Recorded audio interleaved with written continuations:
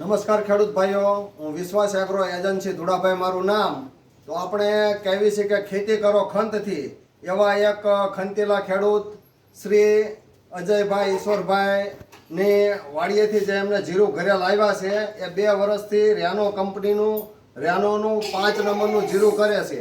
રેનો કંપનીના એમડી ભરતભાઈ મારા મિત્ર છે અને એમના કહેવાથી 2 વર્ષથી રેનોનું જીરું કરે છે.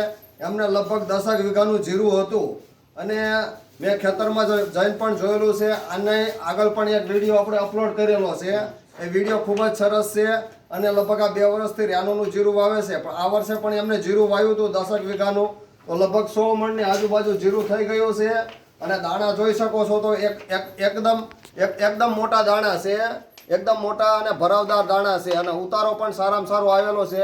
લગભગ 10 વીઘામાંથી 100 મણની આજુબાજુ જીરું થાય એવું લાગે છે. અને આપણે શ્રી અજયભાઈને પૂછીએ કે અજયભાઈ આ જીરું તમને કેવું લાગ્યું રેનોનું? રેનોનું કંપનીનું જીરું બહુ સારું છે અને તેનો ઉતારો પણ સારો આવે છે.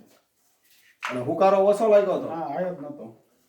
તો આ બધા કપરી પરિસ્થિતિમાં પણ આ જીરાનો ઉતારો ખૂબ જ સારો આવેલો છે અને મને એવું લાગે છે કે 10 મણની આજુબાજુ એટલે કે 100 મણની આજુબાજુ જીરું થઈ છે ને? હા, આ બધું જીરું જ છે. અને તમે બીજા ખેડૂતને ભલામણ કરશો આવતા વર્ષે રેનોનું જીરું વાવવામાં? ભલામણ કરીશ. તો જરૂર આમ જોવા જઈએ તો ઘણા બધા કોથળા પણ ભરાઈ ગયા છે જીરાના. આમ જોઈએ તો 100 મણની ઉપર પણ કદાચ થઈ શકે, એટલે કે 10 મણની આજુબાજુ ઉતારો આવે એવું લાગે છે. એટલે આમ જોવા જઈએ તો આ વર્ષે જીરાની ખેતી ખૂબ જ કપરી હતી, એટલે કે ખેતીમાં ખૂબ ધ્યાન રાખવું પડે છે, નહીતર ખેતી ખોટમાં પણ જાય. ઘણા બધા ખેડૂતો આ વર્ષે લગભગ ખોટમાં પણ ખેતી કરશે એવું લાગે છે. પણ તમને જીરું કરીને સંતોષ થયો ને? હા, સંતોષ થયો. તો બસ આજ મારે કહેવાનું હતું